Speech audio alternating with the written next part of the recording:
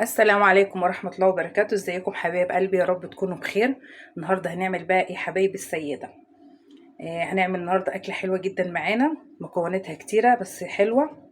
هي اسمها السمين. السمين ديت حاجة حلوة جدا. بيعملها أحسن محل في السيدة. هناخدكم النهاردة بقى من مطبخ رشا أكننا في حبايب السيدة.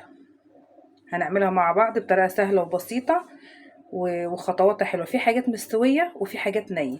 اول حاجه معايا الكفته اللي هي اللحمه المفرومه. اي كميه تناسبك، يعني ربع كيلو او اكتر كده شويه، كميه كويسه. بشرنا بصلايه بشويه فلفل اسود ودعكناهم في اللحمه وكورتها بالطريقه اللي انتوا شايفينها دي. خلاص خلصت اللحمه. معايا الممبار ني، السجق ني. معايا الكبده نيه مقطعاها برضو شرايح صغنططه كده. الفشه دي مسلوقه، سلقتها شويه عادي في الميه وشويه ملح وبصلايه وكده، واتسلقت سلقه عاديه. الطحال طبعا لازم يتسلق لان ما ينفعش. الطحال بالذات لازم نحطه في ميه سخنه عشان نعرف نقطعه. ادي الطحال بقى مدينه تقطيعه حلوه كده. شرايح خفيفه. معايا الممبار مقطعينه برضو زي بتوع المذبح كده، قطع صغيره، لكن انا كنت سلقاه اللي هي الكبير زي ما احنا بنعمله كده، وبعد كده بنقطعه. انا قطعت اللي معايا دوت. ومعايا بقى البصل والطماطم والفلفل مقطعاهم بالطريقه دي. وديت بقى طبق فيه ملح وفلفل اسود عشان كل ما هنشتغل بحاجه هنحط لها الملح بتاعها ونزوده. ومعايا حاجه مهمه جدا في السمين، حته ليا او حته سمين. دي بتودي السمين في حتة تانية خالص. يبقى احنا مكوناتنا اللحمة المفرومة ديت مقطعينها كفتة، السجق، الكبدة، الفشة، الطحال، الممبار. طبعا الخضار بتاعنا طماطم فلفل وبصل. يلا بقى نروح على النار في الصينية بتاعتنا كده ونعمله. دي الصينية بتاعتي اهيت على النار، صينية كبيرة زي بتاعة السمين بالظبط. هنعملها في صينية كبيرة كده.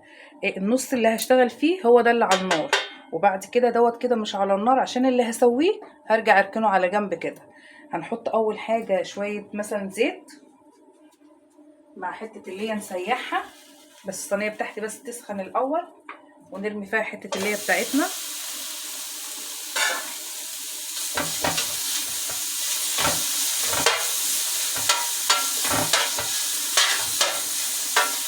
احنا بنعملها زي طريقة المذبح بالظبط، نفس الصينية.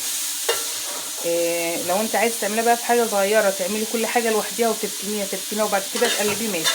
لكن احنا بقى هنعملها كده في الصينيه كله مع بعض، اللي نسويها نركنه على جنب.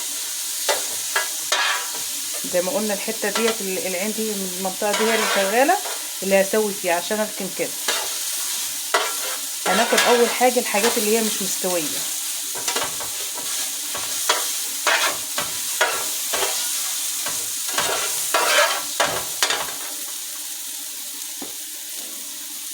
احط برده شويه زيت كده.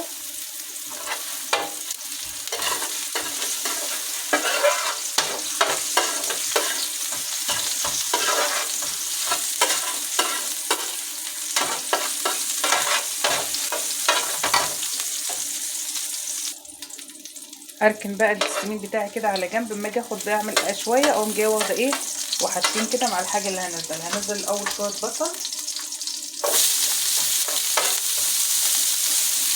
ده اركنه كده على جنب لما اعوز ياخد منه. ندي البصله كده تقليبه.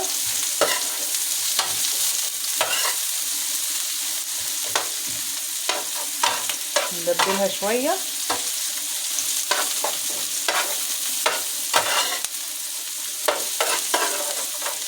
ناخد اول حاجه معايا مثلا السجق. هناخد الاول زي ما اتفقنا الحاجات النيه حاجه حاجه. ندي السجق الاول كده معانا.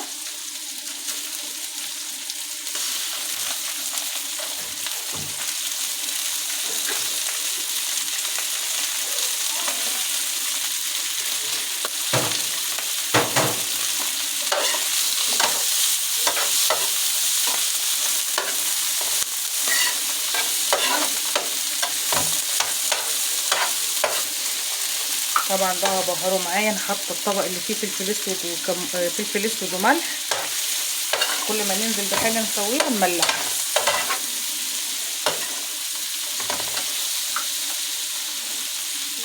كميه الملح والفلفل المناسبه. نعمل لكم النهارده شويه سمين تحكوا تضحكوا بيهم نتحدى بقى بحة ونشوف.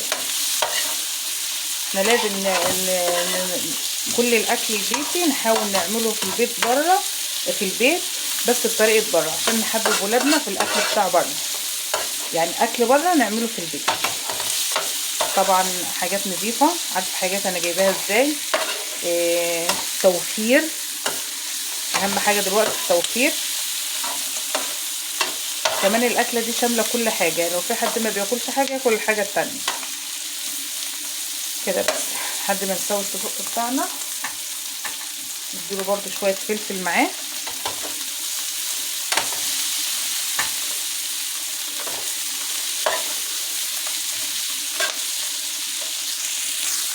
السجق داخل معايا على السوا كده، نديله برده طماطمتين مقطعين. لازم ندلع الاكله بتاعتنا كده. هو خلاص داخل معايا على السوا.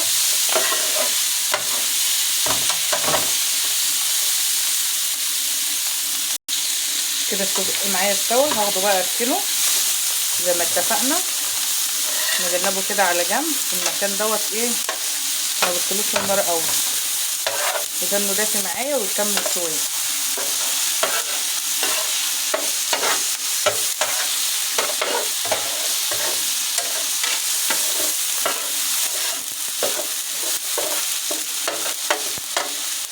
بس تاني بس مش كتير بقى. ننزل تاني حاجه بالكفته بتاعتنا.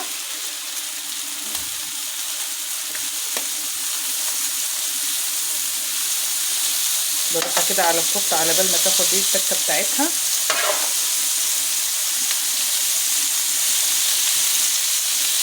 ادي النار شويه.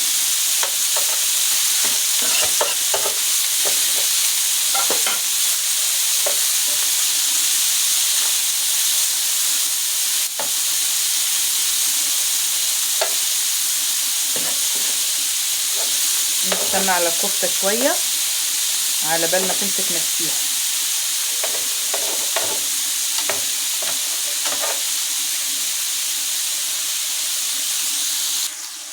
ادي الكفته غيرت معايا لونها كده، بقيت بعرف اقلبها اهو.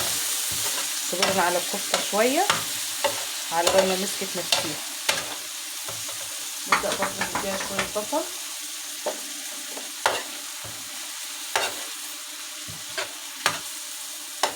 كرملوا بقى معاها شويه البصل دول. نديها برضه شويه فلفل.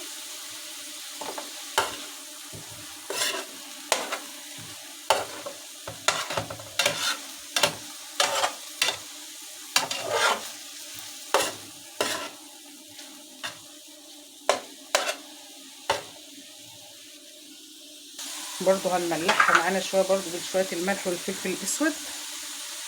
ده بقى مجهزاه كل ما باجي اعمل حاجه اقوم جايه احطها. ونديها كام قطايه كده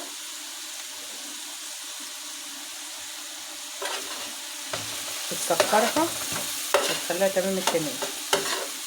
تقلبتين كمان وهنرجع. اركن الكفته بقى بعد ما اتعملت برضو على جنب كده.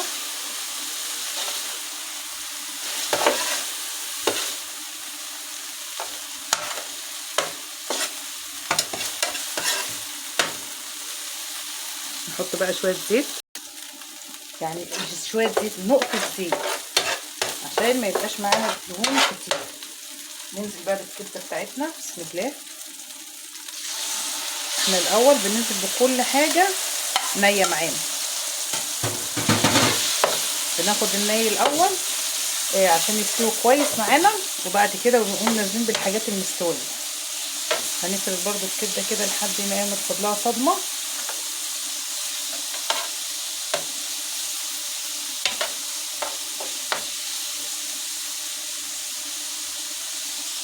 ننزل برضو بعد الكبده عليها شويه بصل. احنا طبعا خدنا سحبنا شويه ليا برضو حطيناهم. وننزل شويه فلفل. ندلع الكبده معانا. ناخد لها بقى الفلفل الاسود والكمون نملحها. الفلفل الاسود والملح هنملحها برضو معانا بس لحد ما تيجي تستوي. وابدا برضو اركنها على جنب وانزل بالمكون التاني اللي بعديها. الكبده كده بقت تمام معايا، هركنها برضو. لاحظوا ان انا لما بركن برضو كده الصينيه شغاله، يعني استوى برضو معايا شغال. مش قادره اقول لكم على دي حته اللي هي ديت عامله شغل عالي جدا، قلب العماره ما شاء الله، ريحتها ايه هايله. ناخد برضو حته كده نسيحها مع نقطه زيت. هننزل بقى بالطحال، ده اخر حاجه معايا مش مستوي. بصوا اعمل لكم النهارده صينيه مشكل او سمين. بصوا هتحكوا وتضحكوا بيها بقى، تدوقوها كده وتقوموا تعملوها. طبعا ما ينفعش تقوموا تعملوها على طول، لازم نشتري المكونات بتاعتها لانها ما بتبقاش موجوده على طول. طبعا هيبقى كل المكونات دي من عند الجزار. مش شرط الكميه تبقى كبيره، انت ممكن تجيبي كيلو مشكل، يعني ربع سجق، ربع كبده، ربع لحمه مفرومه. للاسف بس هو الطحال اللي لازم تاخديه على بعضه لانه ما ينفعش يتقسم. ممكن تاخديه على بعضيه وتعمليه على كذا مره، ممكن بلاش طحال خالص مفيش مشكله، مش لازم طحال. الفشه تاخديه برضو كيلو، نص كيلو، الكميه اللي تريحك. يعني ممكن كل ده تقومي جايبه كيلو او كيلو ونص من كل نوع، ربع كيلو، سهله.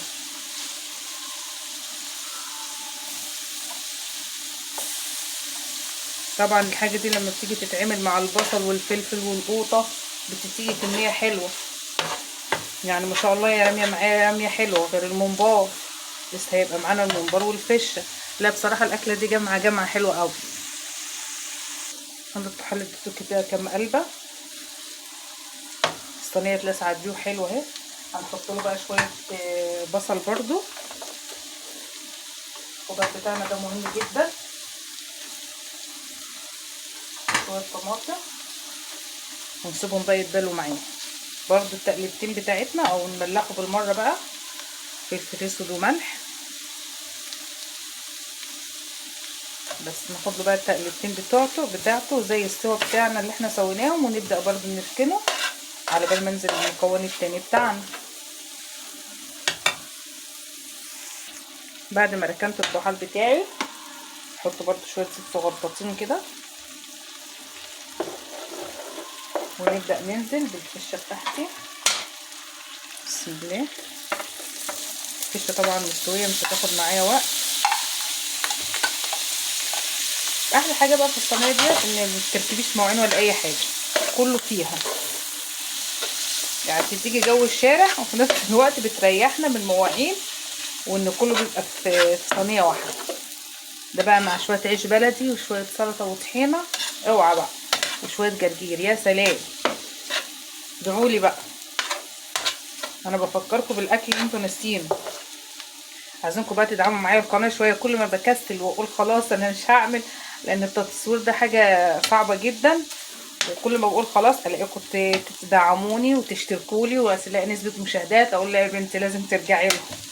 فعايزينكم بقى تدعموني في الاشتراكات واللايكات.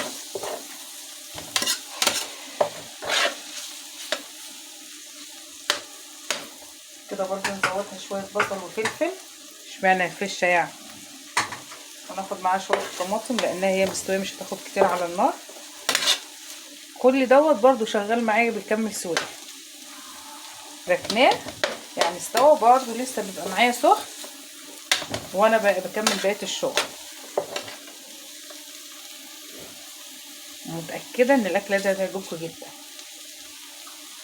ناخد بقى شويه فلفل اسود برده وملح. انا حاطه في الطبق اللي معايا دوت الفلفل الاسود والملح جنبي، كل ما بنزل بحاجه وحاجاتي جنبي مجهزه، كل ما باجي انزل بحاجه اقوم جايه مملحاها.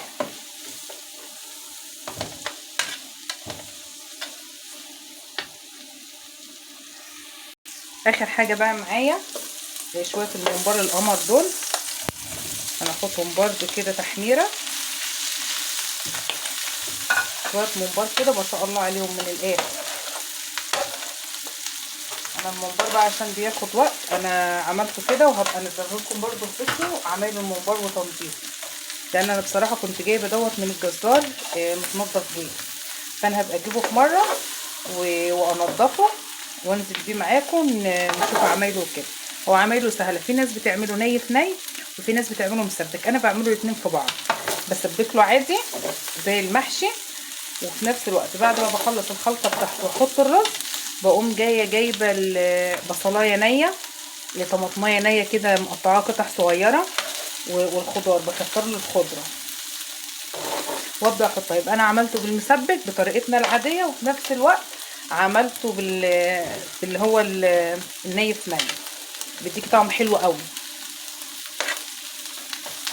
ده كده اخر مكون معانا الممبار. عايزين ندي للممبار كده برده شويه بصل وطماطم كده. اخر حاجه معايا في الصينيه نرميهم بقى كلهم يفضلوا مع بعضهم. الخضار معايا كده مهم جدا وحلو.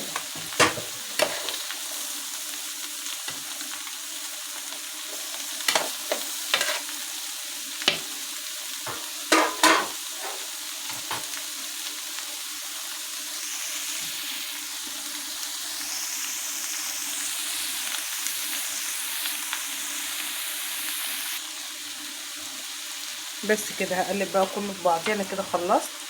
هاخد بقى الكبده على الممبار على الطحال على الكفته والسجق والدنيا ديت، ونقلبهم بقى في قلب بعضيهم. بعد ما سويت كل حاجه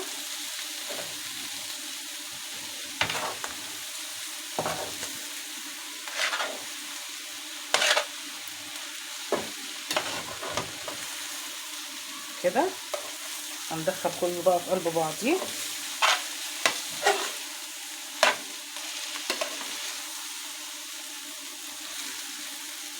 دي بقى عايزه يكون يوم جمعه عند اخواتك ومامتك وكده، وبنقعد ناكل مع بعضينا كده اكله حلوه قوي. ايه رايكم بقى في الصينيه المحترمه دي؟ عشان خاطر الصينيه المحترمه دي عايزين لايك والشير وتفعيل زر الجرس.